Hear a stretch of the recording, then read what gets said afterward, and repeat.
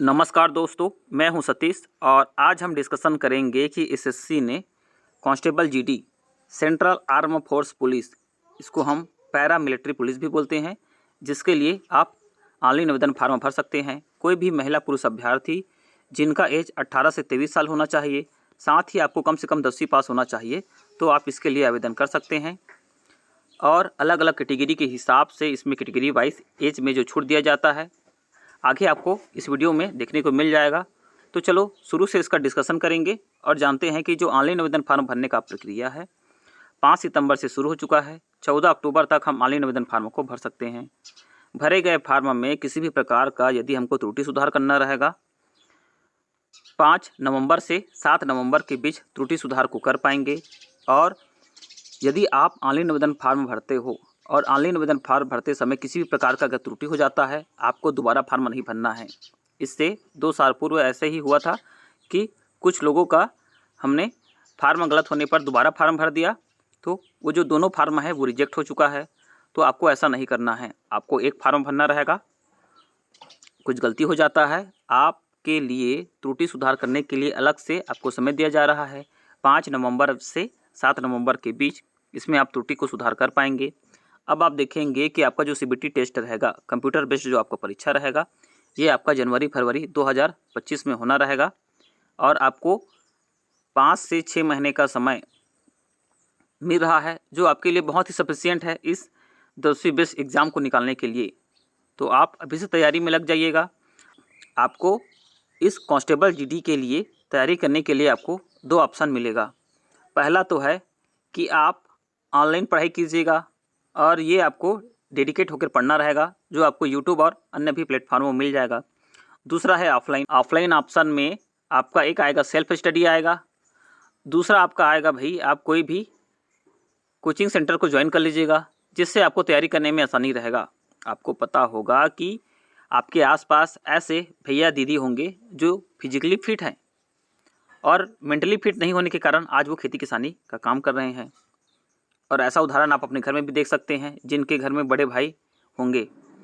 और आप देख सकते हो कि आप सोच के देखिए, आपका एज 18 से 23 साल है और इस साल के जितने भी बच्चे रहेंगे वो सभी फिजिकली फिट रहेंगे। जो फिजिकली फिट हैं, ये मान के चलिए कि वो सभी उतना दौड़ पाएंगे जो वो टाइम ड्यूरेशन रहेगा। अब बात आता है एग्ज़ाम को क्रैक करने का। तो एग्ज़ाम को क्रैक करने में आप समझ लीजिएगा कि आपको एक सीबीटी एग्ज़ाम को पहले क्वालिफाई करना रहता है। और इस सीबीटी एग्ज़ाम को क्वालिफाई करना है तो आपको मेंटली प्रिपेयर रहना पड़ेगा। और मेंटली जब आप प्रिपेयर रहेंगे, आपको तभी आप इस सीबीटी एग्ज़ाम को निकाल पाएंगे। अब आप देख सकते हैं कि ये जो वैकेंसी है आपका लगभग 40,000 जो वैकेंसी है आपको देखने को मिल रहा है। इस 40,000 वैकेंसी में केवल 10वीं पास ही मांगा हुआ है। एक सीबीटी एग्ज़ाम रहेगा, एक फिजिकल टेस्ट रहेगा और आपका जो सिलेक्शन है इसमें हो जाएगा। आपको एक रोड मैप बना के आपको इसको तैयारी करना रहेगा। एज लिमिट में आप देख सकते हैं कि 18 से 23 साल तक ही इसमें एज का जो लिमिट है ये मांगा हुआ है। और एज का जो कैलकुलेशन रहेगा आपका 1/1/2025 से किया जा रहा है। अब देखेंगे कि आप ST SC हैं तो आपको एज में 5 साल का छूट दिया जाएगा, मतलब आप 28 साल तक आवेदन कर सकते हैं। OBC हैं तो आप 26 साल तक आवेदन कर सकते हैं। एक सर्विसमैन हैं तो आप जब मिलिट्री को छोड़े हैं वहाँ से 3 साल आपको और एज में आपको छूट दिया जाएगा। तो इस प्रकार से आप एज का कैलकुलेशन कर सकते हैं। अलग अलग अभ्यर्थी के लिए, अलग अलग कैटेगरी के लिए अलग अलग आपको ये जो छूट का दायरा देखने को मिल सकता है, जिसको आप इसको अवलोकन कर लेंगे। ये जो एसएससी कांस्टेबल जीडी का जो वैकेंसी है, इसमें कोई भी विकलांग अभ्यर्थी आवेदन नहीं कर सकते हैं। इसमें जो फिजिकली फिट हैं, मेंटली फिट हैं, वही अभ्यर्थी इसके लिए आवेदन फार्म को भरेंगे। अब ये जो वैकेंसी है, इससे पहले भी 1 साल पहले भी एसएससी ने इसका वैकेंसी जारी किया था और सीबीटी टेस्ट का जो रिजल्ट है जारी कर चुका है। अब उनका फिजिकल होना है। और आपको पता होगा कि ये जो एसएससी कांस्टेबल जीडी है, जिसमें सीबीटी के बाद अभ्यर्थी को 5 गुना फिजिकली टेस्ट के लिए बुलाया जाता है, तो इस 5 गुना में आपका नाम होना चाहिए, तब आप ये जो एग्ज़ाम को आसानी से क्रैक कर पाएंगे। अब आप देखोगे कि जिन अभ्यर्थियों के पास एनसीसी का सर्टिफिकेट है, एनसीसी सी है तो 5% का बोनस दिया जाएगा और ये केवल सीबीटी एग्ज़ाम में दिया जाएगा।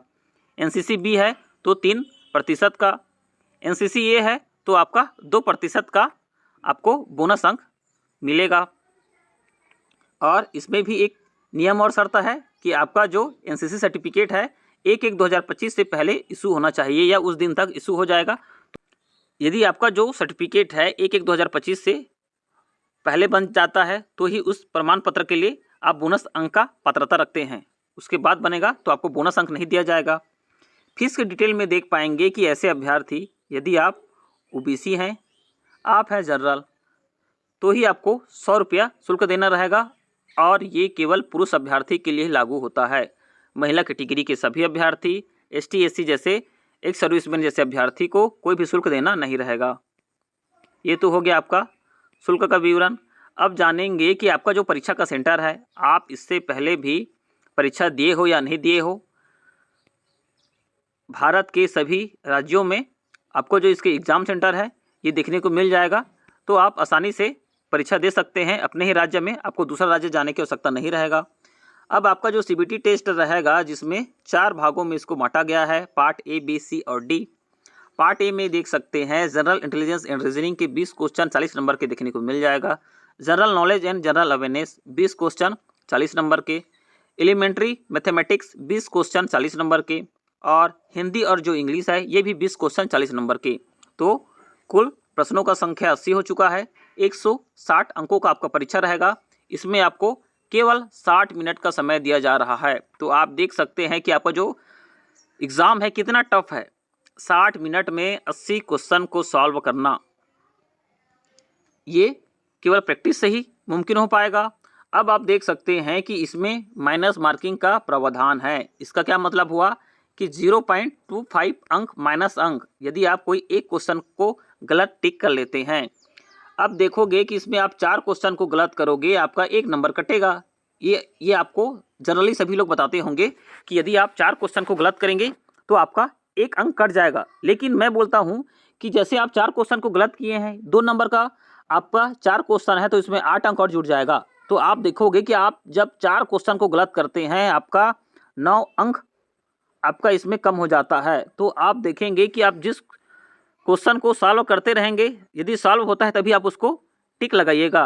कोई भी आप तुक्के के भरोसे कोई भी एग्ज़ाम को आप क्वालिफाई कभी भी नहीं कर पाए हैं, ना कोई कभी कर पाएगा। इसके लिए आपको बहुत मेहनत का ज़रूरत है।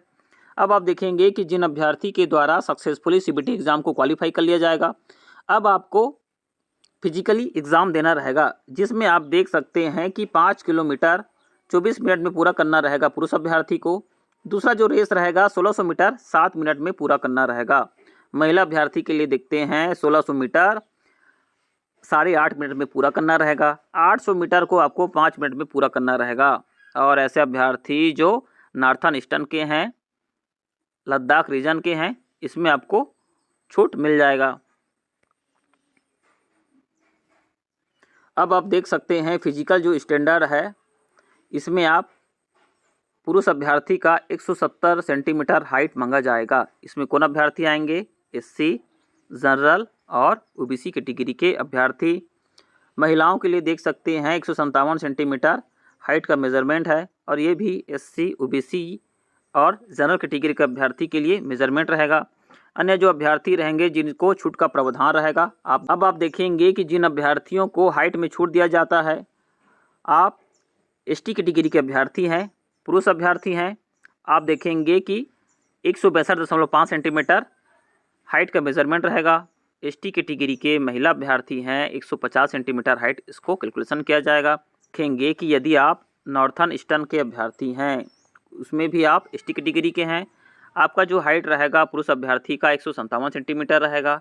इसी में आप देख पाएंगे कि महिला हैं और एसटी कैटेगरी के अभ्यर्थी हैं, साथ ही आप नॉर्थन ईस्टर्न के अभ्यर्थी हैं। 147.5 सेंटीमीटर हाइट का मेज़रमेंट किया जाएगा। अन्य जो अभ्यर्थी हैं जो लेफ्ट विंग के हैं, एक्सट्रीम अफेक्टेड डिस्ट्रिक्ट के हैं, और भी जो नॉर्थन ईस्टर्न के अभ्यर्थी हैं, इसको अलग अलग अभ्यर्थियों को कैटेगरी के हिसाब से, स्टेट के हिसाब से आपको हाइट में छूट देने का प्रावधान है, जिसका अवलोकन आप कर पाएंगे। सीना के मेजरमेंट में देखेंगे आप सामान्य कैटेगरी के अभ्यर्थी हैं, जिसमें आपका आएगा एससी आएगा, जनरल आएगा, ओबीसी आएगा।